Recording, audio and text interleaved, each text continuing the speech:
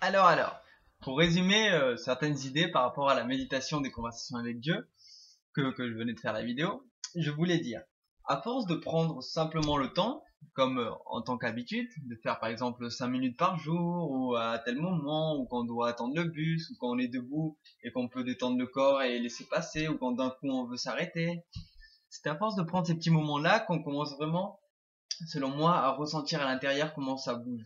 Rappelez-vous, il dit, on élève l'énergie, on la fait monter.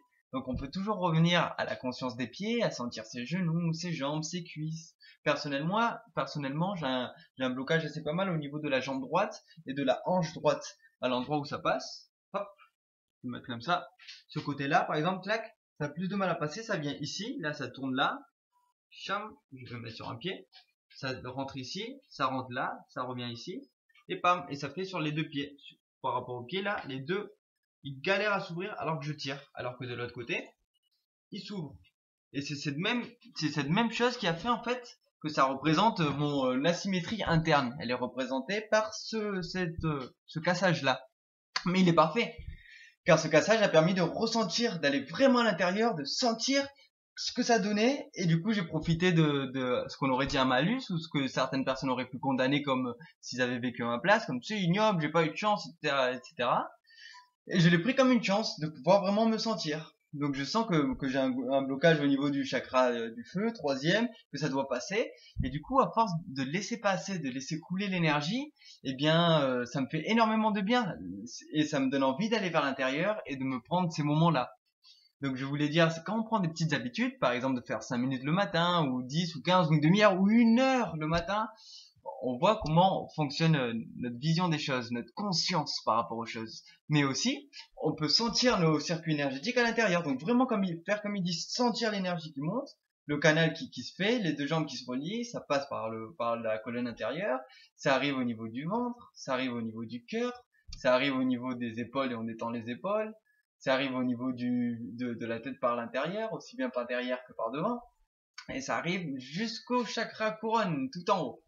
Tout ça, on peut le maintenir et le garder. Et parfois, on oublie certains endroits, certaines autres zones, mais c'est pas grave. Le tout, c'est de tellement on écoute l'intérieur de notre corps qu'on n'a plus besoin de penser ou de juger soi-même quoi que ce soit, puisqu'on est en train d'être dans les bras, dans les mains et tout ça. Et pour avoir une conscience toute totale comme si en fait on était un seul point.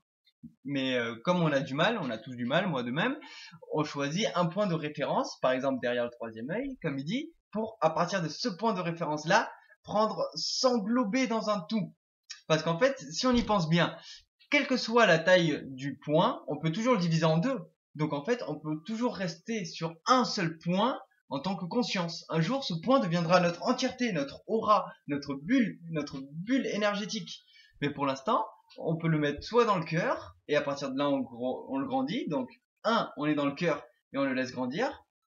Ou deux, on est derrière le troisième œil, et avec la tête, et on le laisse grandir. Ce qui n'empêchera pas d'être partout ailleurs. Mais si on prend un endroit comme centre, on peut se centrer bien. À partir de là, on utilise ces outils, une respiration lente et tout ça.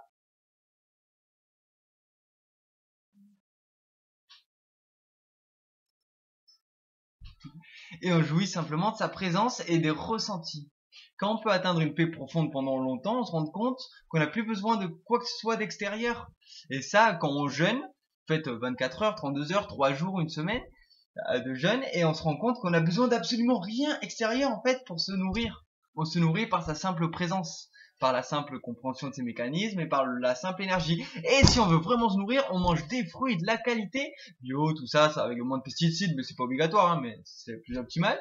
Et les 3 V, vivant, végétal et varié. Avec ça, on prend de la vraie vie, de la vraie énergie, en plus de la sophrologie, que les Indiens ils appellent ça pranayama. Le prana c'est l'énergie vitale. Et en fait pranayama c'est l'étude de l'énergie, on va dire, du souffle. Donc du coup on se nourrit vraiment avec le souffle. Si on l'utilise de manière inconsciente, on va se nourrir un tout petit peu. Mais si on l'utilise de manière consciente, c'est ça qui nous nourrit à l'intérieur.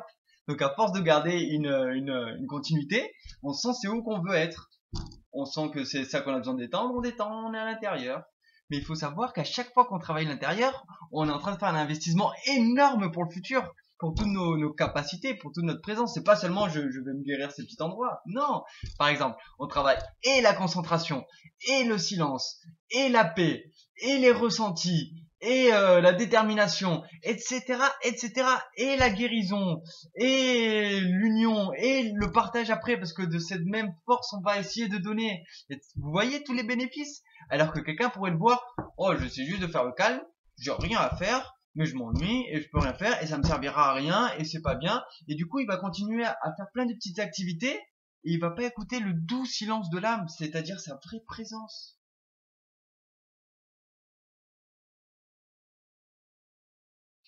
Et ça, comme il le dit, ça vaut tout l'or du monde. Et je le crois vraiment.